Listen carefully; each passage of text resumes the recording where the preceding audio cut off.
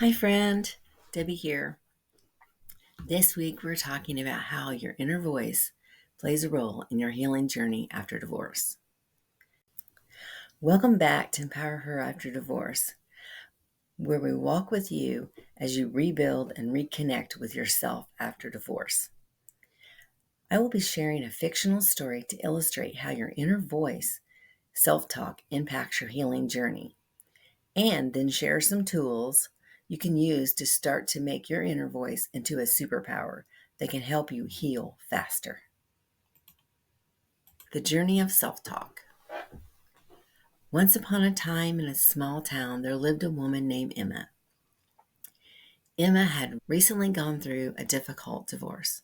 She found herself struggling with feelings of loneliness and self-doubt.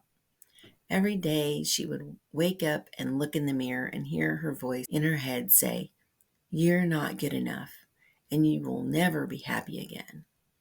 At first, Emma believed these thoughts. She would withdraw from her friends and family, feeling too ashamed to share her pain. Her days were filled with sadness, and she often found herself crying alone at night. The negative self-talk was like a dark cloud that followed her everywhere, making it hard for her to see any light in her life. One day, while walking through the park, Emma met an old friend named Debbie. Debbie had also gone through a divorce a few years earlier, but she seemed to be happy and full of life. Curious, Emma asked Debbie, how had she managed to move on and find happiness again?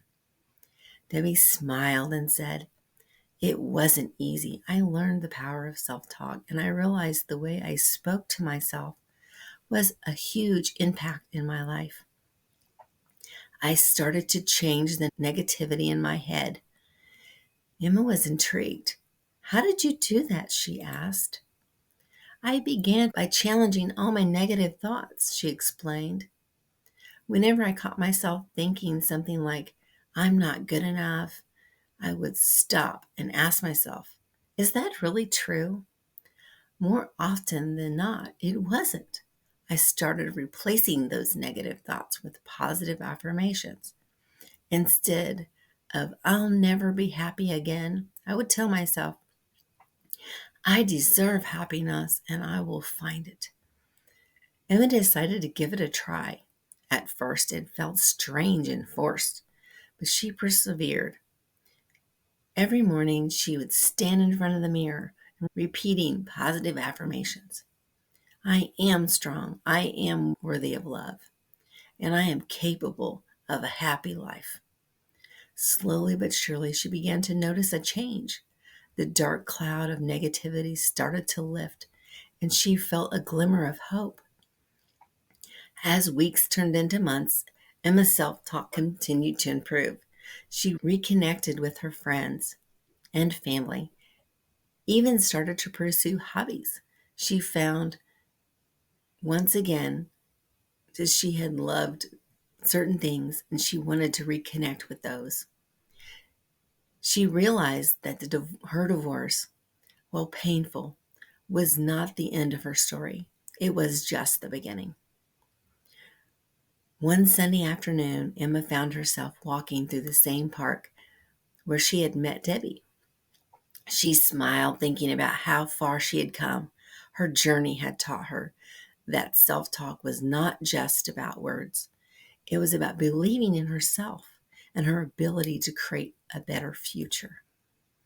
Emma's story is a testimony to the power of self-talk. By changing the way we speak to herself, she was able to transform her life after divorce. She learned while she couldn't control everything that happened to her, she could control how she responded to it.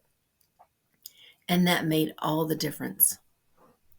I hope this story helps illustrate the profound impact of self-talk can have on your life, especially during challenging times like divorce. Now let's explore some techniques you can use to empower yourself to shift the negative self-talk into positive self-talk. First, identify the negative patterns. Pay attention when you engage in negative self-talk.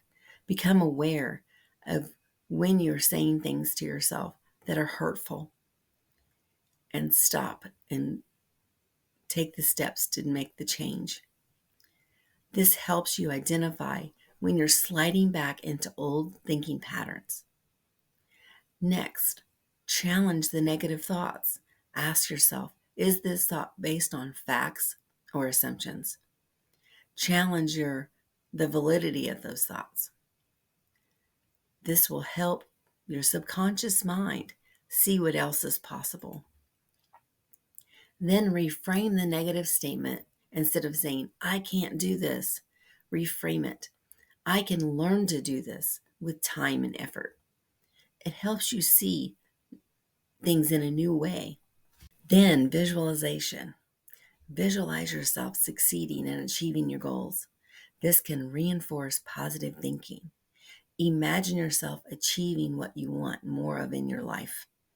This helps your brain see what you want, and it starts to work to make it a reality. As well as a gratitude practice. Focus on the things you're grateful for. This can shift your mindset from negative to positive. What you focus on grows and becomes bigger in your life, no matter if that is positive or negative. You get to choose what you want more of in your life. Then surround yourself with positivity.